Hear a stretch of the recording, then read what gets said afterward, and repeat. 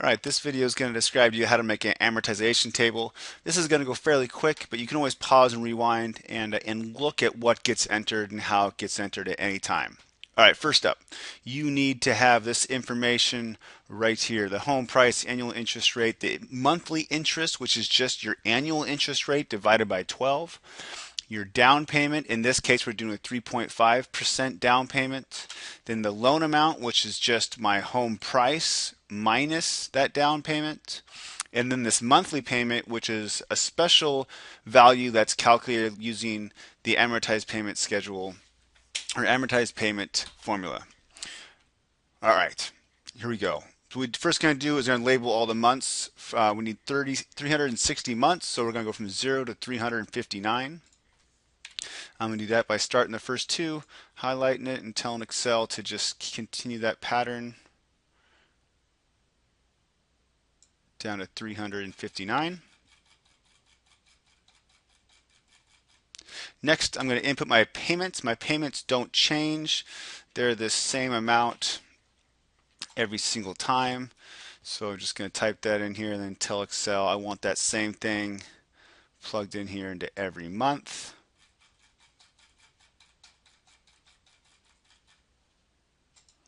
All right, so here's the nuts and bolts. I'm going to enter my loan balance, which starts at this $193,000. Again, that is my total balance minus the amount that I made for a down payment. Now my interest. The amount that goes to my interest is my monthly interest rate times my loan balance. So this here is going to be equal to this.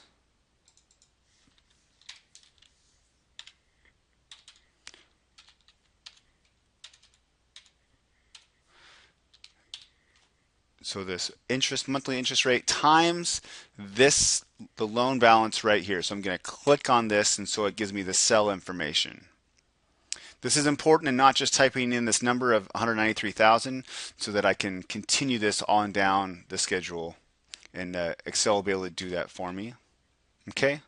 So there is the amount to interest. The amount that goes to balance, so I'm paying this much, $1,036, a little more than that. And the amount that actually goes to my balance is just whatever doesn't go to interest. So I'm going to have this equal to my payment minus the interest. So a little over $200. And then, so this amount, this to balance, is what's going to what I'm going to subtract from my loan balance. So this box right here, this cell, is going to be my previous loan balance minus the amount that's going to go to that balance, the amount that's going to go to pay that down. There it is. That's really all of the work, the formulas we needed to do. Again, we calculated this interest right here. So this was the monthly interest times the balance. The amount that goes to the balance was just the payment minus the amount that goes to the interest. And then the new or the next loan balance is simply the old balance minus the amount that goes to the balance. Okay, so now I'm just going to continue each of those formulas all the way down.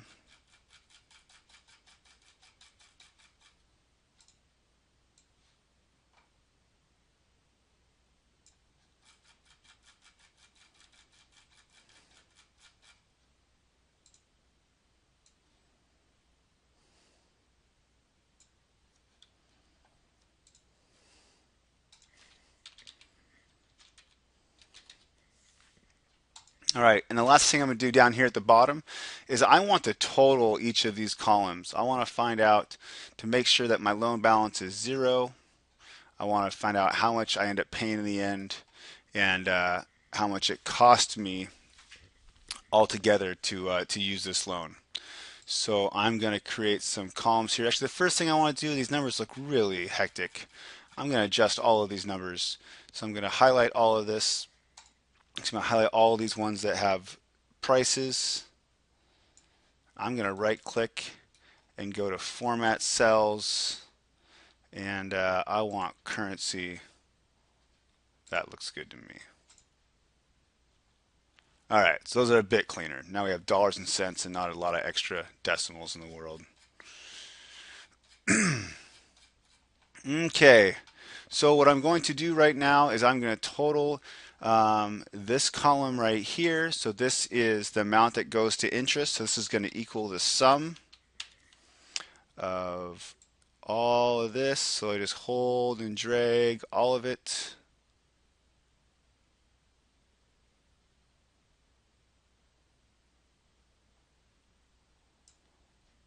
And then put a parentheses up here to finish it off.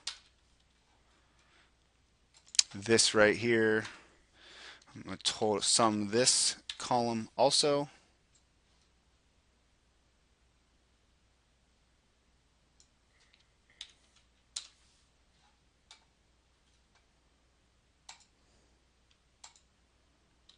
And this column.